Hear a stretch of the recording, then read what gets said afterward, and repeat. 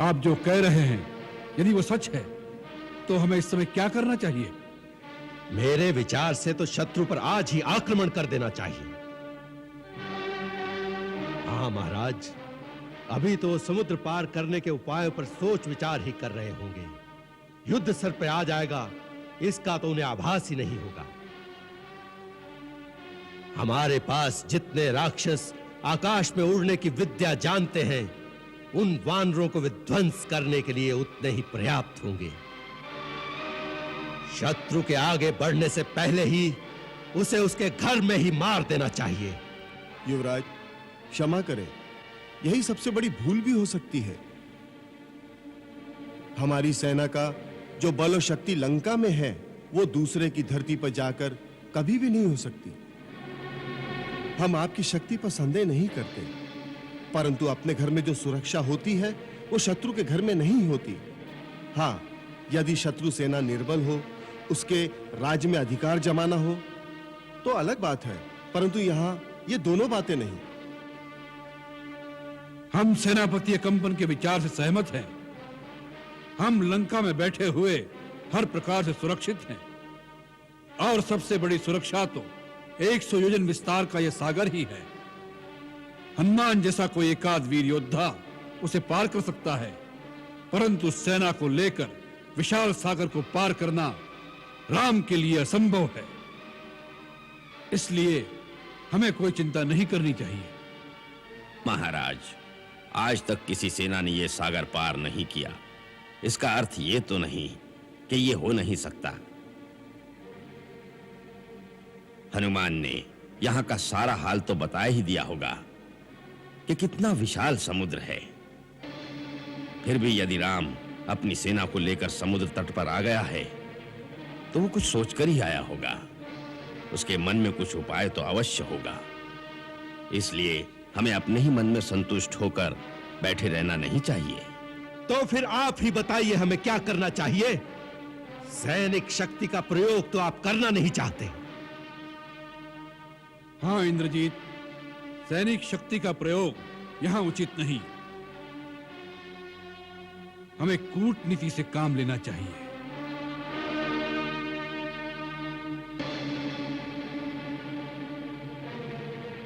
यदि हम नर और वानर के इस गठबंधन को किसी प्रकार तोड़ दें, इनमें दरार डाल दें, हम यदि सुग्रीव से अलग संधि करके उसे अपना बना ले तो इसका यह अर्थ होगा कि आपने राम की चतुराई को उसी के शस्त्र से मात दे दी। बस, फिर राम, लक्ष्मण और विभीषण, तीन भिखारी एक आशाहीन जीवन को लेकर संसार में भटकते रहेंगे।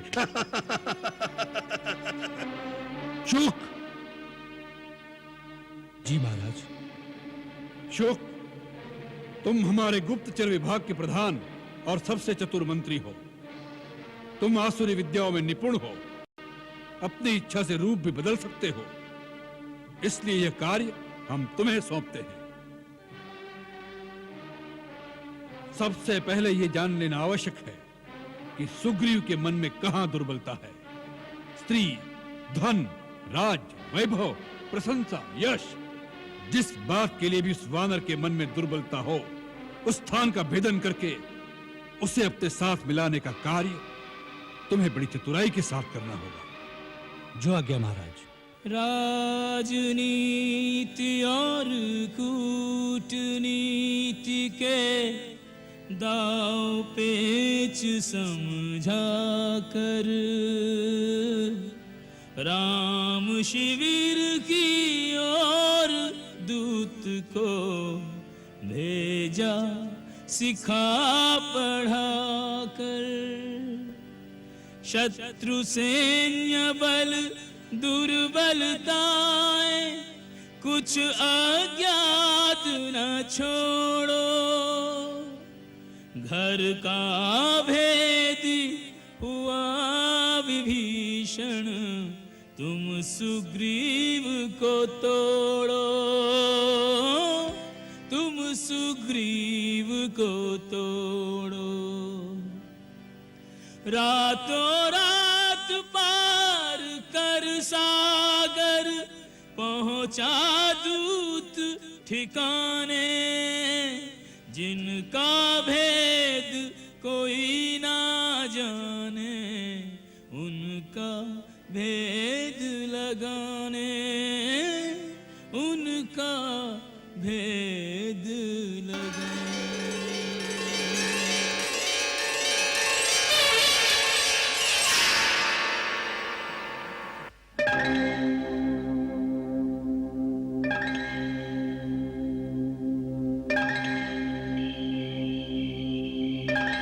सुना है राक्षस जाति के सभी जन आकाश मार्ग से आ जा सकते हैं।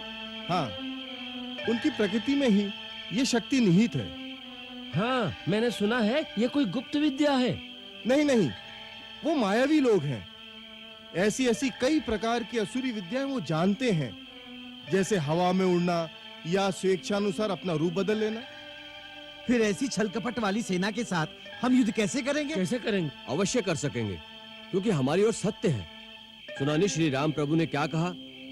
जो सत्य और धर्म पर स्थिर रहते हैं, ईश्वर उन्हीं की सहायता करते हैं। सत्य सबसे बड़ी शक्ति है और वो हमारे पास है, इसलिए हम युद्ध भी करेंगे और विजय भी हमारी होगी। परंतु विजयी तो तब होंगे जब समुद्र पार करेंगे।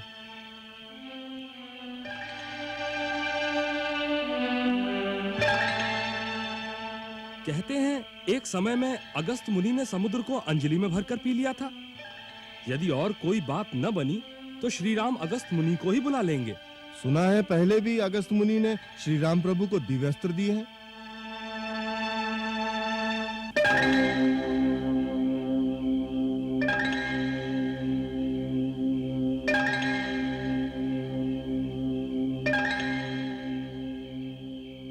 अकेले हनुमान जी तो अपनी देवी शक्ति के कारण इतना बड़ा समुद्र लांघ गए, परंतु और कोई वानरों में ऐसी चमत्कार शक्ति नहीं है।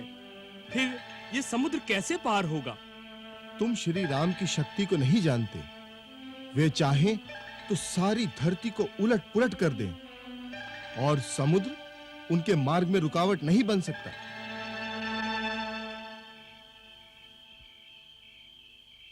भैया, सबके मन में एक ही प्रश्न उठ रहा है कि हमारी इतनी बड़ी, इतनी विशाल सेना समुद्र के उस पार कैसे पहुंचेगी। परंतु भैया, सबको पूर्ण विश्वास है कि आपकी शक्ति के सामने कोई नहीं टिक सकता। आप सारे समुद्र को सुखा सकते हैं। अवश्य सुखा सकता हूं, परंतु लक्ष्मण, मैं सोचता हूं यदि अनावश्यक बल प्रयोग के अतिरिक्त कोई और साधन मिल जाए तो अच्छा है। प्रभु, मेरे मन में एक विचार आया है। कहो। क्यों न विभीषण से कोई युक्ति पूछी जाए, क्योंकि राक्षस लोगों के पास बहुत गुप्त विद्याएं होती हैं। हो सकता है वो हमें लंका तक पहुंचने का कोई गुप्त मार्ग ही बता दे। हो सकता है। हम तुम्हारे विचार से सहमत हैं। कल हम उनसे इसी विषय पर बातचीत करेंगे।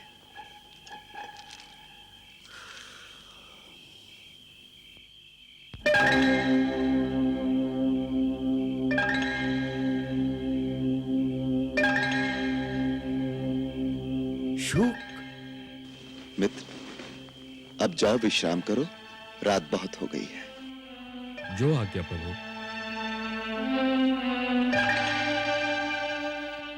लक्ष्मण, तुम भी विश्राम करो।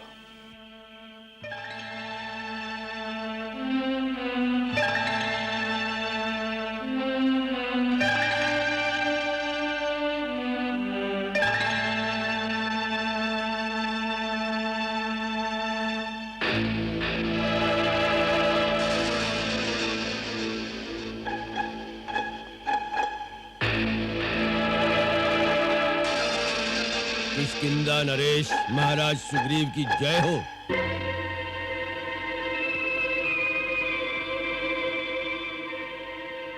कौन हो तुम? मेरा नाम शुक है। मुझे लंकेश्वर महाराज रावण ने एक विशेष संदेश देकर भेजा है। अपने वास्तविक रूप में आओ।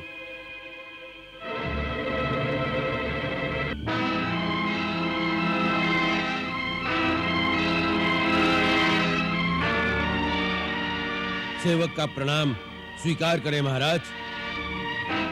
दूत शुक, अपना आसन ग्रहण करो। धन्यवाद।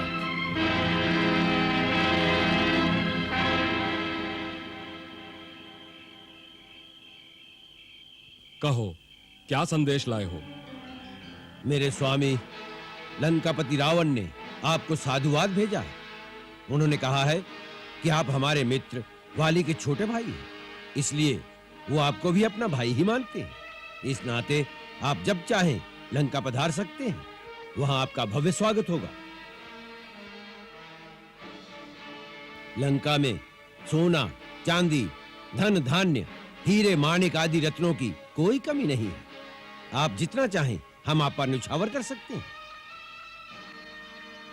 लंकापुरी में अभिसार के लिए ऐसी सुंदर नृत्यांगनाएं हैं जिनके सामने देवलोक की अप्सराएं भी मंद पड़ जाएं।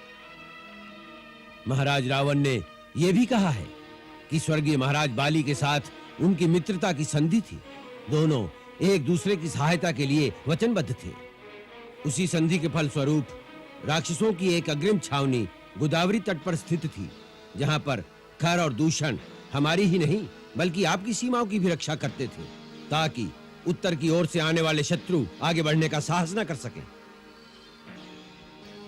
परंतु सुना है कि आप वो सब बातें भूलकर अयोध्या के 2 राजकुमारों के बहकावे में आकर अपनी सेना लेकर लंका पर आक्रमण करने की बात सोच रहे हैं। महाराज रावण जानना चाहते हैं कि आप किस लोभ में आकर इतनी बड़ी भूल करने जा रहे हैं। हमारा आपका कोई वैर नहीं, कोई द्वेष नहीं, कोई विरोध नहीं। हमने आपका कुछ नहीं बिगाड़ा, तो फिर अकारण हमसे ये वैर क्यों? अपने देश से निकाले हुए दर दर भटकते उस वनवासी की सुंदर स्त्री का हमने हरण इसलिए किया है ताकि वो वनवास के दुखों से छूट जाए और लंका की महारानी बनकर कुछ सुख भोग सके। तो इसमें वानर राज सुग्रीव का क्या जाता है? महाराज ने यह भी याद दिलाने को कहा है कि लंका आपके बहुत समीप है। विपत्ति पड़ने पर जितनी जल्दी हम आपकी सहायता के लिए आ सकते हैं, अयोध्या वाले नहीं आ सकते, क्योंकि अयोध्या आपसे बहुत दूर है।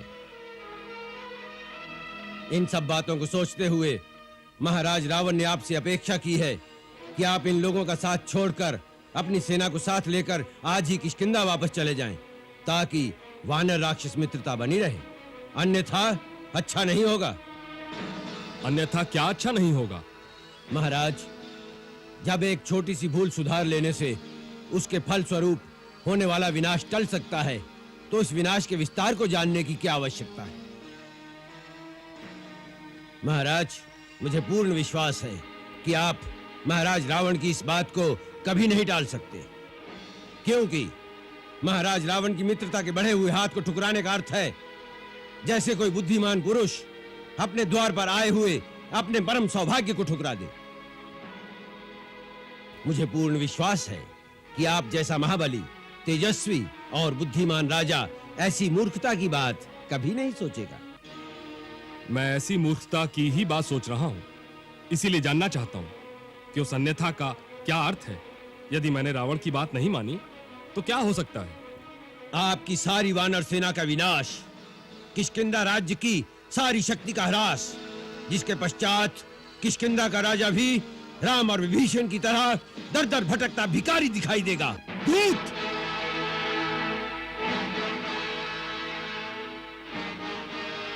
क्षमा करें महाराज, आप ही ने विस्तार जानना चाहा था।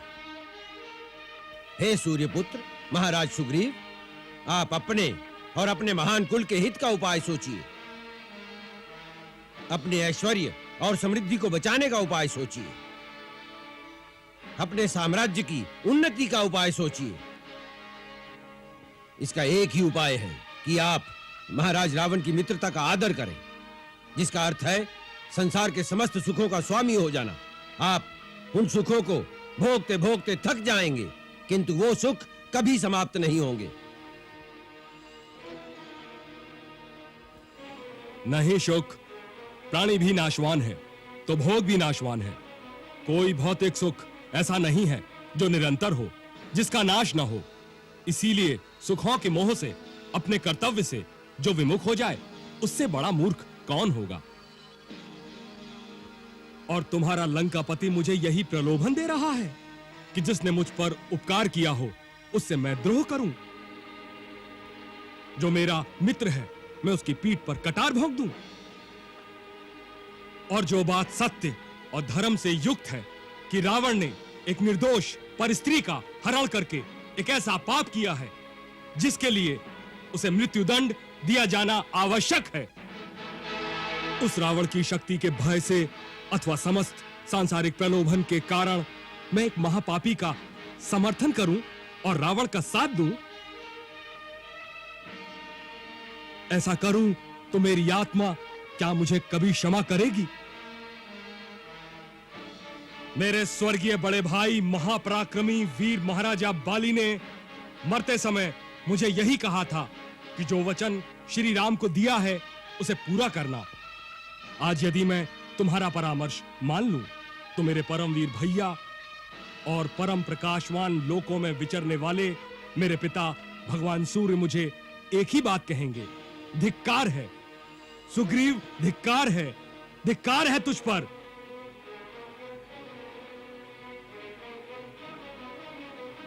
तुम्हारे राजा को हमारे हित की चिंता नहीं हो रही है, उसे अपने समूल नाश का भय व्याप्त हो उठा है। वो जानता है कि श्री राम प्रभु के साथ सुग्रीव का सैन्य बल नहीं, सर्वनाश की भीषण लपटें लंका को भस्म करने के लिए लपक रही हैं। यह वो जान गया है, इसीलिए उसने फूट डालने की कुटिल कूटनीति की चाल चली है। आप मेरे महाराज को गलत समझ रहे हैं कपीश, तनिक विचार कर देखिए। चुप रहो दूत।